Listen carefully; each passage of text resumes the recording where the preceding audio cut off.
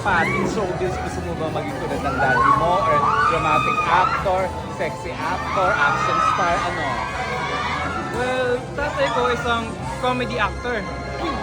Ayaw ko ma-suffocate bilang makita lang as, ay anak ka ni Andrew Iliana, ay comedy actor lang yan. I want to expand my skills. Gusto ko gawin lahat. Action, comedy, romance, pag nagka-love team pa ako, siguro, sana. Horror, lahat. I don't want to be stuck to one genre. I want to expand my skills to everything. Paano ka napasok sa Diva? Actually, sikreto lang natin to. Kakasign ko lang 2 months ago. O bakit secret? Para ma-announce sa lahat. Announce namin 2 months ago. 2 months ago. Sino nag-mediate para maging Diva star Si ka? Boss Vic. And hindi naman binigay sa akin. Nag-audition ako para dito. Nag-audition ako, dito siya binigay. Pati din sa Golden Scenery, I audition. Opo, meron. Sino? Si Jojo Veloso po. Kay Jojo Opo. Paano mo na-miss si Jojo? Naghahanap po siya ng mga actors, and nung nakilala ko siya, pinagkatiwalaan ko siya kasi mabait naman siyang tao. Paano mo nakilala? May scout siya, tapos kinontact ako. Tapos napunta ako sa kanya, nag-meet kami, nag-align yung mga visions namin, tapos napunta ako kay Boss Vic. Hindi na ba? Nag-consult ka ba sa parents? Sorry, nag-consult ka ba sa parents? Oo. Siyempre, Ang sabi nila? well, hindi ko naman hiningi yung permission nila kasi syempre adult na ako. Pero syempre kailangan ko po yung opinion nila kasi syempre respeto lang yun eh. Sila yung nagpalaki sa akin, so syempre kailangan kong sabihin sa kanila na Mama, Dada, kailangan ko na maging artista. This is my dream. This is my dream. I have to put it in my own path kasi syempre hindi naman nila ako tinulungan. That's the truth. Yung dad ko, syempre madami siyang connections pero hindi ko hiningi. Hindi ko sinabi, Dad, please gawin mo na to. Like, nakakatamad magtrabaho. Sinikap ko talaga. Ba't ikaw humingi ng tulong sa Bakit daddy? ako? Easy way yun, di ba? Ba't ikaw humingi ng tulong sa parents mo? Ay, ano po? Ba't ikaw humingi ng tulong sa parents mo pagpasok sa Well, showbiz? kasi kung humingi lang ako ng tulong, parang binigay lang sa akin eh. Kung gusto niya nga malaman, 1 year ago, di ako marunong magtagalog. Bakit? Tama. English? Opo, English lang. Kung makita niyo yung mga family feud videos ko dati, di ko sila maintindihan. Si Ding Dong dati, di ko maintindihan yung mga Hanapin tanong niya. namin. Hanapin mo yun. Oo. Di ako marunong magtagalog dati, di ako magaling umarte. So, 1 year, natuto ako magtagalog, nag-workshops ako, so napunta ako dito. Gano'n kayo ka-close ng dad mo, Jaime? Para kaming mag-best friend. Hindi ko siya tinitingnan bilang tatay kasi komedyante siya sa screen, komedyante din siya sa bahay. Parang magtropa kami, parang siya yung taong mapupuntahan ko kung nalulungkot ako. Siya nga yung naghahatid sa akin, siya yung naghatid sa akin dito. Opo. So supportive naman siya and ganun yung relasyon namin. So as a best friend mo nga siya, wala ka bang moment, of course sikat yung mga viral yung mga videos niya, walang moment na dad, okay na yan, tama na, wala kang ganun sa kanya.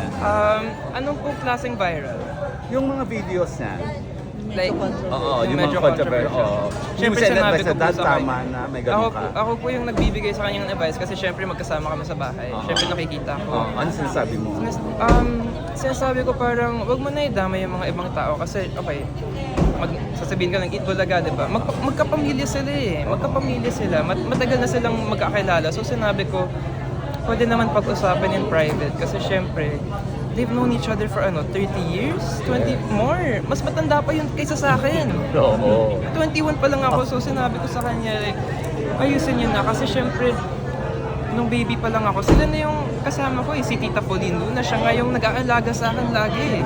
Opo, nung sumasama ako sa taping ng dad ko, si Tita Pauline Luna yung lagi kong kasama. Saka para ka na rin part ng family. Opo. Ano sinagot ng dad mo? Anong sinabi niya?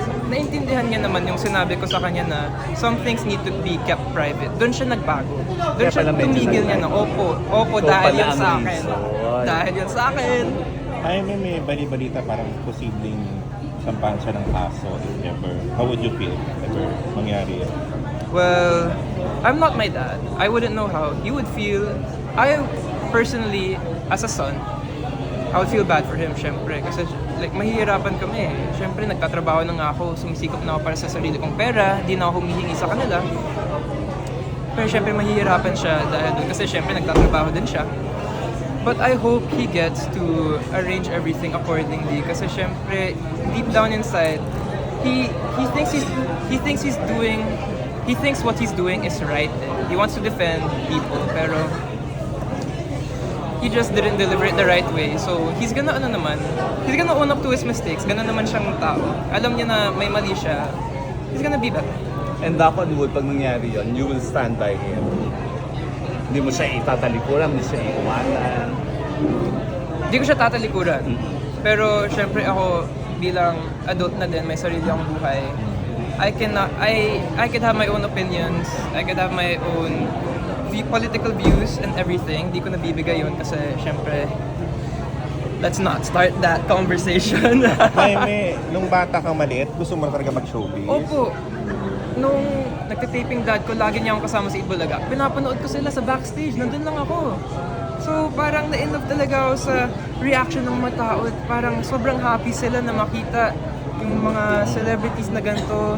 Like, naglalakad lang kami ng dad ko sa public, tapos sobrang saya na ng mga tao nagpapapicture. Hanggang ngayon, ganun pa din. So parang gusto kong mangyari yun na kaya kong bumigay ng saya sa mga tao. Kahit 5 seconds lang, isang picture, gusto kong ganun. Gusto kong mag-spread ng happiness. Pero hindi ka nila pinayagan that time. Pinatapos mo na yung college mo. O ikaw may Studying ayaw. pa din ako. I'm in college. Saan ka Southville. Online course para ma-balance ko yung acting Ano life. Ateneo ka before, diba? Tama. What happened? Wala silang online eh. And like sinikap ko talagang maging artista, kaya I made my own business decision to talk to my parents about it, find the appropriate lifestyle to be where I am at right Bakit now. hindi nung 15 ka or 16 ka nag-artista ka? Sana nga eh. Hindi nga siya Gusto ko eh. pinayagan. Pero di ako Pinayagan? pinayagan. Tama. Ayaw ng mom ko. Ng mom mo? Kasi alam niyang mahirap. And kanina nga sinabi ko, enjoy ko siya, pero mahirap. It's not for everyone. That's for sure. Now that you're 21, pwede na. Wala na siyang choice. Well, Malaki ka na, tama. diba? Kasi pinaglaban ko yun eh. Matagal ko na siyang pinapaglaban. Nung 16 kasi ako, nasa Ateneo pa, nagsa-sports ako, nagde-develop body ko, and then yun yung focus ko. And then eventually, I was like, this is what I want to do in my life. Ano sports mo? Basketball and ultimate frisbee. Tapos ito, Jaime, kasi ang manager mo nga si Jojo. Si Jojo may mga talents na lumalabas sa Viva Max. What if sabihin sa'yo, Jaime, may project ang Viva Max for you, Kaya maganda. mo ba? Hindi Kaya po ka. yun ibibigay sa akin. What if nga, papayag ka? Dahil, Ano kasi, parang different type of entertainment na siya eh. It's not, hindi mo kaya. hindi siya aligned sa entertainment na gusto ko. Hindi nga, hindi mo kaya. Hindi ko kaya. So, may Paano kung may offer ang bench na bench Bench? body? Oh. Kita nyo naman katawan ko. Sino Uy, makukuha basketball sa akin? player ka. maganda katawan mo? Oh, tas si Tito Jombo. Basketball Oo, player oo, na ano medyo po? mapayat. Kailangan ko Tito pa Jom magpalaki. mo, ah. Nadidevelop naman yan. Pero siguro bench fashion, bench regular, pero bench body parang imposible naman. Di ko yun Oy, nakikita. huwag ka magsalita. ng Calvin tangos. Klein na lang. Joke May lang, joke, girlfriend bench ka na. body. May Mas may girlfriend ka height na. pa siya.